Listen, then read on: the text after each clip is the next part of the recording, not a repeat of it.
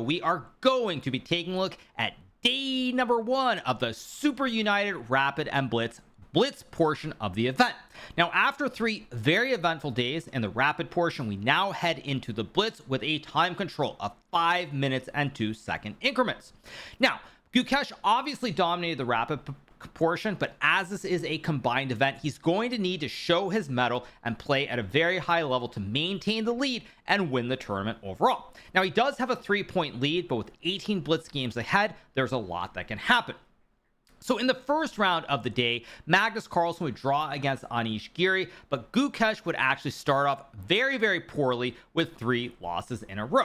This allowed several of the other players to come very close and were only 1 point or half a point behind headed into this critical 4th round Blitz matchup, where Magnus on 2.5 points out of 3 is playing against Gukesh with the white pieces, and you know that Magnus is out for blood. So Magnus has the white pieces, 4th round of the Blitz, and let's jump right into the action. We get the move e4 from Magnus. Gukesh plays e5, knight f3, knight c6, bishop b5, and now we get the move knight f6 with the classic Ich bin ein Berliner defense, where black brings out the knights right away. Magnus plays d3, we get bishop c5, we get knight c3, castles, and now Magnus trades on c6 and plays the move bishop e3. Now, this is a very, very slow variation. Basically, what white is trying to argue here is that black has these double pawns on the c file, and if there's some trades, it should be very easy to play. But more importantly, the game is going to drag on. There are no easy ways to end the game, make it a draw, so there's a lot of opportunity later on. So we get the move bishop to d6. Magnus now plays the move bishop g5, we get h6, bishop h4, and here we get the move bishop g4. Now, nothing wrong with this move, and frankly, I think it's a very understandable move from Gukesh, even though the computer doesn't love it, because black is dealing with this issue of the pin on the diagonal. Now, if you were to play bishop e7, you'd lose the juicer, and with it, you're a little bit worse. And if you play a move like queen to e7, which is the top computer line, if white plays something like queen d2, it's very easy to see the boogeyman where you can't play g5 because sack, and then you lose the knight and the game. So it's very easy to see the boogeyman here, and for that reason, Gukesh goes bishop g4, we get h3, takes, and the move bishop e7. Here, Magnus trades the bishop for the knight and plays the move g3. Now, this position is objectively completely equal. White has no advantage whatsoever here, but there's one important point that needs to be made, which is that Blitz is very, very different than classical chess and even Rapid to some degree. So while I think this position in a classical game would be a very easy draw from the black side, and Rapid as well, pretty likely, in a Blitz game, this is what I like to call one of the dark arts in the game, which is that knights generally are better than bishops if a game is headed into a long time scramble where players are going to get low on time. It's very hard to maneuver the bishop, even though if you have a lot of time, the bishop is just as good as the knight. So here we get the move queen d7. Magnus plays h4, we get bishop e7, and now we get the move castles. Gukesh plays bishop c5, very logical move. He wants to play f5. Now, if black were to go f5 right away here after takes, and a move like queen e2, bishop c5, and knight to e4, bishop b6, and king g2, the bishop is well placed on the diagonal, but after rook a8 and rook a f8 and f3, this golden bastion pony on e4 is well placed. Bishop is staring at an open diagonal, and white actually has a substantial advantage in the long run, primarily because at the right moment, let's just say you play some random moves here, white is going to be able to reroute the knight to c4 and then eventually put the rook on e1, and this pawn on e5 becomes a very, very serious liability. So after castles, Gukesh goes bishop c5 here, and now Magnus plays the move king g2, we get bishop d4, and Magnus plays knight e2. Now, bishop d4 is not a bad move in this situation, but it's definitely not the move that I would have played here. Probably I would play something like a5, rook e8, maybe bishop b6, maybe even considering f5 perhaps. But after bishop d4 and knight e2, Gukesh plays the move bishop b6, and this is simply a bad move because black has now wasted time. Black could have played bishop b6 right away here instead of bishop b4, because in the game, after bishop b6, when Magnus goes g4, suddenly the knight on e2 is primed to come to g3 and go to f5 or h5. We get the move g6 from Gukesh. Magnus plays knight g3, queen e7, and now the move rook h1. Gukesh plays rook d8, and now we get the move a4, a5, and queen to e2.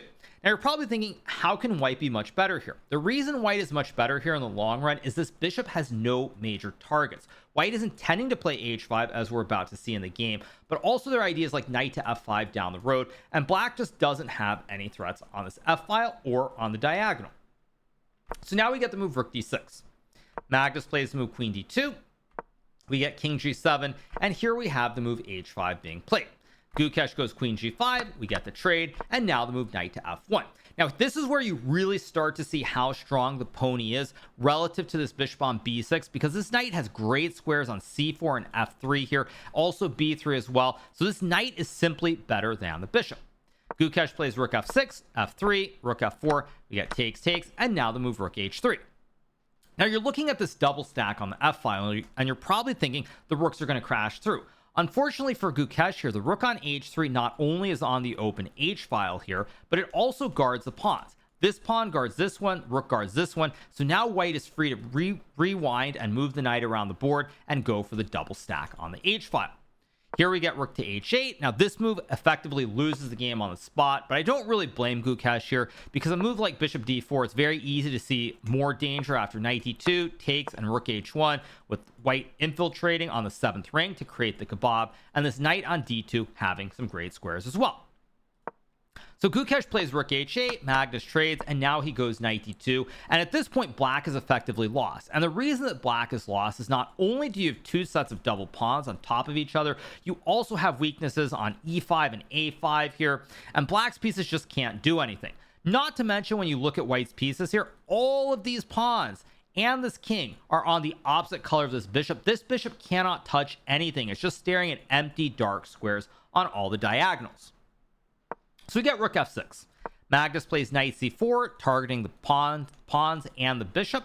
We get rook to e6. Rook to b1 is played here, and this shows great understanding from Magnus in that he understands that after rook to b1, this bishop cannot move. If you ever move the bishop, white takes the pawn, and the rook guards the pawn on b2. So black can't move the bishop. Black also can't really move the rook. I guess you could move it on the file, but if you move away, you lose this one.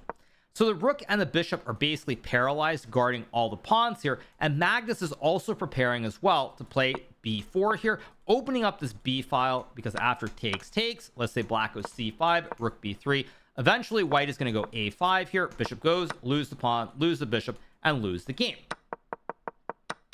So after rook to b1, in this position, Gukesh plays c5, trying to stop b4, but now Magnus plays check, and the move king to f2. Now, this is a terrible position for black. Everything is hanging here. Or not hanging, sorry. Everything is paralyzed here. You can't go c6. You would love to put the bishop on c7 to guard the pawns like this. But if you go c6, you lose the bishop. So you can't really move the pawn. You can't really move the rook. You can obviously wait with the king on g8, but Gukesh opts to try and go for some counterplay by moving the bishop to a7. Now, had Gukesh played the move king to g8, trying to stop the infiltration here, white will slowly bring the king all the way over. King c3, king g7. Actually, I went king f7, doesn't matter. And how white eventually is going to win this game is white will now play this move like rook h2, king g8, and here I believe that white can, is it takes or is it knight e3? Let me think about this for a second. Actually, maybe it's just knight d2. Knight d2 also probably good enough, because you can bring the king and the knight closer, and at this point, after rook d6, knight b3, you'll win the pawn on c5 or a5, and you should win the game. Actually, the computer doesn't think that I noticed the bar went down here, so maybe this is wrong. So let me see what the precise way of winning this is. How do you win this? I'm trying to figure out. Computer gives a massive advantage. Maybe it's at the right moment you go rook a... this is how the computer wants to win. This is actually the cleanest way, is to go rook a1, rook a3, and then you go rook b3, repressuring the bishop and the pawn, and then you go rook b5, and at the right moment you take this pawn, and now you win the game. Now, Gukesh probably should have gone for this, but as I said, he wants to hope for some counterplay, and he plays the move bishop a7.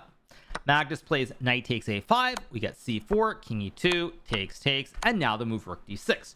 Now here at least black has an open diagonal and he has an active rook, but unfortunately with these pawns on the queen side, it is simply too little too late. Magnus goes king c4, we get rook a6, takes, and now the excellent move pawn to b4, cutting off the threats on the rank, we get rook a6, and now Magnus plays rook d1, activating the tower and aiming for the kebab. We get rook c6, king b3, bishop d4, and now Magnus plays the move rook d3, an excellent move. It guards this pawn from side to side, but it also stops black from playing rook to c3 check. We get king f6, c3, bishop f2, Magnus goes rook d7, rook b6, and now we get the move rook takes c7, and here Gukesh resigns the game. Were Gukesh to play a move like bishop to e1, for example, there's a very nice checkmate here with knight to d8 attacking the rook, rook takes pawn, king a4, and suddenly this Arabian checkmate with rook to f7 is unstoppable. If you take the pawn, there's checkmate here. Doesn't really matter where you go, you can move any piece, but this is mate simply because of these pawns here. King has no oxygen and the king gets stuck. So that's why Gukesh plays the move rook b6, but after rook takes c7, the game ends immediately. Magnus, of course, could have played knight d8 here and forced the mate, but I think at this point he knew everything was winning, and he just takes the pawn. So Gukesh loses a fourth game in a row here to start off the Blitz portion, and after this loss, Gukesh is no longer in the lead in the event. So Magnus gets a big win. He moves to 3.5 points out of 4. He's on a big heater, and now we're going to take a look at the 5th round game between Magnus and Wesley. So Magnus on 3.5 out of 4, just rolling, and now we get the move e4. Magnus plays g6, d4, and the move bishop g7, knight f3, and now we get d6. Now, I don't know if Magnus was trying to pay ode to a certain streamer by the name of Hikaru Nakamura, but in round number 2 against Fabiano Caruana, Magnus also played a modern system with this classic a6 and b5 here against Fabiano. As I mentioned before, Magnus would have a very nice victory in that game, and so I'm kind of wondering if Magnus was feeling adventurous or he wanted to just pay ode to me. So back to the game. We get the move knight to f3. Magnus plays d6, bishop c4, knight f6, queen e2, and now we get the move castles. Wesley plays e5, we got chop chop, knight d5, and now we get the move h3. Magnus plays knight b6, we get bishop b3, c5 castles, and now we get this very enterprising pawn sacrifice from Magnus with the move c4. Now it's a very explosive pawn sacrifice because even though white is up a pawn here in this position, this pawn on e5 is being spied by the bishop and the knight, and black can activate this light square bishop very quickly. And also you'll notice here that white has 1, 2, 3 pieces on their original squares. So Wesley goes rook e1. We get bishop f5, queen to h4, and now we get the move bishop takes c2. Wesley plays knight to c3, and while material is evened out here, Wesley is trying to go for a checkmate on the king side by moving this bishop, moving this knight, and going after this pawn next to the king. So we get the move queen to a5, and now Wesley plays the move bishop h6, completely overlooking Magnus's idea. Now, what Wesley should have played here was this move pawn to a3, and the reason he should have played this move is it stops this idea of queen to b4, offering the trade of the queen's lateral. Now, if you don't see queen b4 as an idea, it's very easy to overlook, or to say, for example, you might think knight takes e5, right? Free pawn here. Takes, free pawn. Black's doing well. But after b4 here attacking the queen, black has to go queen c7, and after knight to d5, suddenly black's queen, bishop, and king are extremely weak here on this e file, and black is close to losing. But in this position, Wesley plays the move bishop h6. Magnus goes queen b4, and now we get the trade, takes, rook e2, and after bishop to f5, we're now in an endgame, which is Magnus's bread and butter. Even material on the board, it's probably about equal, but objectively, I prefer to be black here, primarily because I think this bishop cannot be touched. It's a nice bishop on diagonal. The pawn on e5 is a little bit weak as well, and it feels like black can fight for control of the d file. So in this position, we get the move g4. Now, this is a move that when I was doing my live coverage on my Twitch channel, I really hated, simply because when you play the move g4, you create the serious weakness for this knight. If this knight can ever get to, say, f4, just like this, for example, this knight is always targeting the pawns here, and it feels quite dangerous. So I wasn't really a fan of this g4 move because it feels like this f4 square is very soft here. Nonetheless, the computer says it's okay. We got knight d4, rook d8, takes. We got the move knight e4, and now Magnus plays rook a c8. Now, temporarily here, black controls both of the open files, and this e-pawn can be very easily attacked. That being said, computer still thinks it's about balance, but objectively, I already thought here Magnus would get some good chances to win the game. So we get king g2, knight d3, king g3, rook d5, and now Wesley plays knight g5. Magnus goes rook c6 to guard the pawn here, and we get the move rook d1. We get h6, knight f3, rook c7, we rook d2, rook d7, and now we get the move b3. Now, at this point, it's probably equal. There isn't a whole lot of play for either side. Both rooks are stuck here, and you have these pawns which are both potentially very, very weak on this e-file, so it should end peacefully. We get b5. Wesley plays h4, we get b4, rook c2, a5, rook c6, and now Magnus plays king f7. Wesley goes rook d2, we get the move rook d8, rook c7, king to e8, and now we get to move rook c6. Now here in this position, Magnus finally decides to take the pawn here. He has to know that this rook and pawn endgame is going to be a draw at some point, but he decides, let's go for it. So we get takes, rook takes e6, takes, king f7, rook a6, h5, king e4, rook c5, f3, and now we get to move rook b5. Wesley plays king d4, and here we get this move g5. Now, one thing that I've noticed Magnus doing quite a bit in this tournament, I'm not sure if it's intentional or not, is even in positions that are dead draws, it feels like he's trying to find a way to complicate the position, even if there is potentially great risk for him. Now, I don't know if that's by design or whether he just wants to play, he just sees an option to keep the game going, he goes for it versus being calculated. But I have noticed that he started doing this both in the Rapid and the Blitz. In the Rapid portion, one game in particular stands out, which is a game against Jan-Krzysztof Duda, where he kept the game going, and actually at some moment towards the end he was very close to losing, if not lost, because he was unwilling to make a draw. So we get takes. Now here Magnus takes, we get f4, and we have the move g3. We get king to e3, and now Magnus inexplicably plays this move e5. Now this move is a terrible move from Magnus, which in fact is completely losing. Now what Magnus should have played here is the move rook to f5, because after king to f3, black can sack the rook with rook takes pawn. If you take the rook, there's g2, black pushes a p, gets a queen, and wins the game. White has to take, and after rook f5, king g4, rook c5, king h5, king g7, this position is simply a dead draw.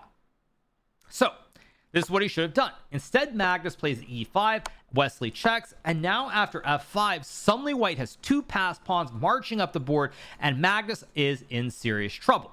We get g2, we get check, king g8, check, a little bit of repetition to gain time, king f2, e4, and now Wesley does another repetition before playing rook f7, guarding the two pawns. Now at this point, the game is basically over. Magnus can already resign here. He plays rook e5, get takes, e3, and Wesley plays king f1 to stop the e-pawn from going all the way down the board.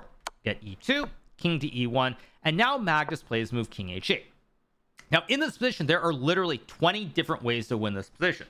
Simplest one is that what Wesley plays, which is rook h7 check. We get king g8, and now Wesley plays the move rook f7, and this is just obscene. And when people talk about the Magnus effect, it is on full display here, because there is literally zero reason to not win this position. You can also go f6. Another nice line is rook e8, where you go check, takes, g7, takes, here, king here, king c4, and with the king running to the queen side, this is gg. This is just one line. You can also play what's in the game, which is rook h7, king g8. And here you should simply go f6, and after rook to f5, f7, check, rook g8, you queen, takes, you're up a rook. You win the game 100 times out of 100. So it is completely unacceptable when Wesley plays rook f7, and this speaks to the Magnus effect 100%, because this is a move that you should play 100 times out of 100, or even here you should play f6 100 out of 100. There is no explanation for why Wesley goes rook f7 back. Now, mind you, this is still probably winning, but it requires perfect play, because after rook to e3, now White does not really get to push the pawns with the rook in sync. Wesley goes f6 here, which is still winning. We get rook to e6, but the problem with this position now is that you have to play it perfectly. And the reason I say that it's very difficult here is because now you no longer get the situation where you can push the pawns through very easily. You're gonna have to give up this pawn on f6 if you want to try to win. You can't move your king because black gets a queen, and that's all she wrote. So Wesley plays move rook g7. We get another repetition, and now Wesley plays rook a7. We get takes, and here Wesley plays g7. We get king g8, and now Wesley plays move king takes e2. And as you can see from the bar going all the way down, this has thrown away everything. Wesley has made a huge error. He's turned what was a very basic win into a dead draw.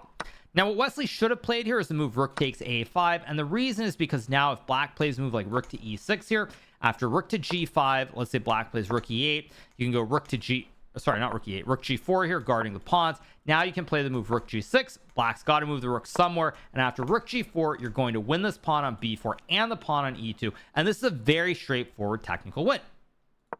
But Wesley instead takes, and now after rook to f5, the game is simply a dead draw, because the rook on this fifth rank will always be able to guard these two pawns, and the white king can never cross the rank. So we get king d3, king d4, and as you see here in this position, the king cannot cross this row. The king can't get up any further. The pawns are guarding each other. Rook guards the pawn, and there's just nothing to be done here. If you ever play rook d7, after rook f2, I go after this pawn, and if you lose the pawn on a2, it's just a very, very straightforward draw.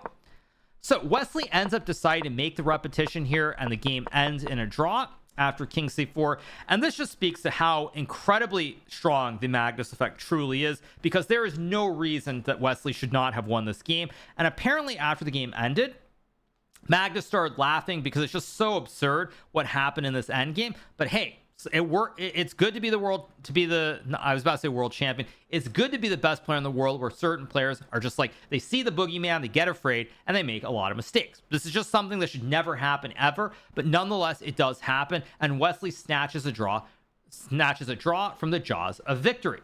So Magnus gets a miracle draw in this 5th round to maintain his very nice score with 4 points out of 5. On the other hand, we have Gukesh, who is doing horribly. He loses his first 5 games in a row to start the day. He's able to get a draw in round 6 before losing to Alireza in round 7. But I still feel like I should cover one of Gukesh's games, and we're going to pick it up in the 8th round. Gukesh is on an appalling half point out of 7 going into this 8th round, and he has the black piece against Magnus. Black piece against Fabiano. My mistake. So you get the move c4. Gukesh plays e5, we get d3, and now we get the move knight f6. Fabiano plays knight f3, and here we get knight c6. Now, one of the funny things is that this system with c4, d3, and knight f3 was played a lot by none other than a certain streamer, Hikaru Nakamura, in 2022 and 2023. He played this from the white side against both Fabiano in St. Louis and Pragnanandha in India, so it's funny to see my opening on the board once again. We get knight c6. Fabiano plays a3. We get d5, takes, and the move e3. Now, this is a reverse Sicilian here. This is what we call the Scheveningen, or the Scheveningen, as they would say it in proper Dutch. White has put these pawns all on the 3rd rank. Now, the one difference here is, as you can tell, Fabiano has the white pieces. In the normal Scheveningen, where the colors are, where it's a Sicilian, very specifically, and you get this position, you'll notice here that black does not get to play a6. Black is down 1 tempo when you create the setup. But here, in this position, you'll notice that white is up by 1 tempo, so it's a slightly improved version. Nonetheless, this should still be completely fine for black. So we get bishop e2. We get a5 here, trying to stop Fabi from playing b4, and now we get the move b3. Here, Gukesh plays f5, bishop b2, bishop f6, and now we get the move queen c2. Gukesh castles, Fabiano plays knight e2. We get queen to e7, castles, and now the move bishop e6. Now, all this is very standard here. Black is trying to get a bit of the grip on the center. White can't easily push b4 or d4 here because black is covering both the squares very nicely. So we get the move rook fe1. And here Gukesh plays move g5. Now, I love this move from Gukesh, not so much because it's just a good move, but because even though he's struggling mightily in this event, or mightily in this Blitz portion with a half point, with 1 draw out of 7 games, he's still trying to play good moves. And even it would be very easy to be like, okay, I'm doing badly, I got to be passive, but he decides to go for the kill with g5, trying to push his p on the king side. We get d4 from Fabiano, e4, knight to e5, takes, and now we get the move bishop g7. Fabi plays knight to f1, and this is simply a bad conceptual idea from Fabiano. Now, what Fabiano, I think, is angling here for is he thinks that he's going to rotate this horse to h5 and then maybe the f6 square where it's hooked by this juicer on e5. Gukesh plays queen f7, we get knight g3, and now we get the move c6, both protecting the knight on d5, but also eliminating a possible weakness. We get knight h5, Gukesh plays bishop h8, we get bishop d4, and now we have the move queen g6. Now, I'm not going to comment too much on the I can't speak right now, on the specifics of like why a move is bad at this point. It is a Blitz game. I know you guys will see the eval bar has shifted back and forth, but nonetheless, the show goes on. We get knight g3, rook c8, rook b1, c5, bishop a1, and now we get the move rook fd8. Fabi plays rook b d1 here, and at this point it looks like Gukesh is on his way to another L because the pawn on c5 is now weak, and white can play bishop c4 to overpressure the knight on this diagonal.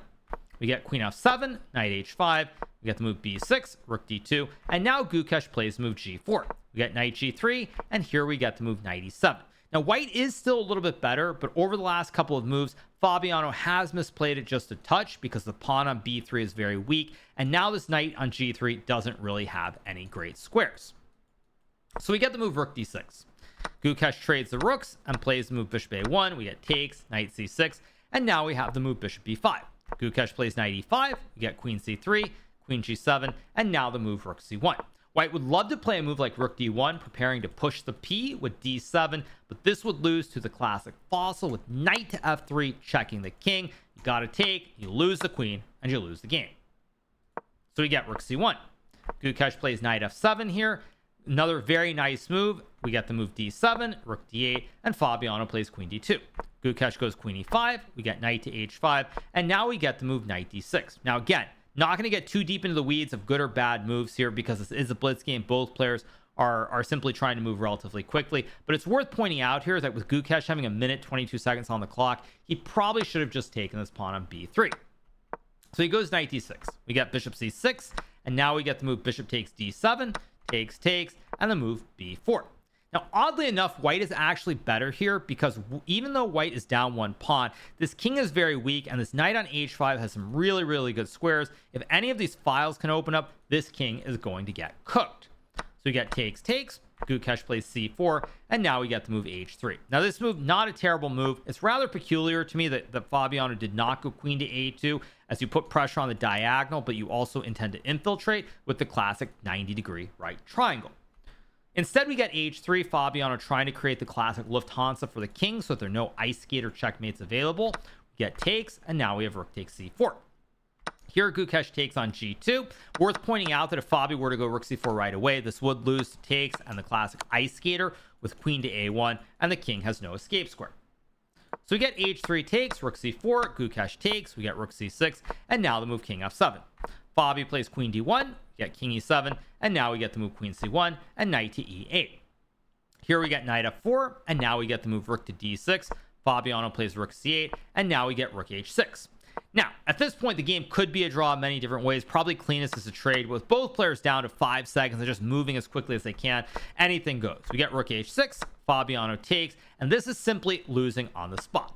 Now, Fabiano here is still very much in the game if he were to play queen a3 using both of the open files here. Because if black checks, you simply take the pawn, and now the rook is en prise. Or even a move like queen. I was going to say queen. Actually, queen c4 allows queen a1. So I guess queen a3, maybe queen a3 actually is maybe the only move here, or queen c3 to save the game. Perhaps it should be found, but you know, it's what it is. Fabiano takes, and this simply loses on the spot because he overlooks queen to g7, checking the king, and after king to f1, it's spaghetti-o time with rook to h1, checking the king and winning this queen. We get king e2, takes, queen b2, king d1, and after knight to f6, Fabiano resigns the game here, and Gukesh gets a finally gets a first win in the blitz portion. Now, Gukesh would draw in the final round of the day to end on a score of 1.5 out of 9. Obviously, a very, very disappointing performance for him. What I would say about this is that, as I reiterated about the rapid portion, it's too early to draw sort of make blanket statements. I think that Gukesh can definitely improve. Does he need to improve? Absolutely. Were there moments where he was good? Yes. Was his split-second decision-making good? No. He lost a lot of games in the scrambles today. Nonetheless, I think it's too early to make firm conclusions. The only disappointing part about this for me, I would say, is that for Gukesh, it means he's not going to win the tournament in spite of having a very, very great rapid portion due to how badly he's performed in the blitz section. So, Gukesh scores 1.5 out of 9. He is now in 3rd place.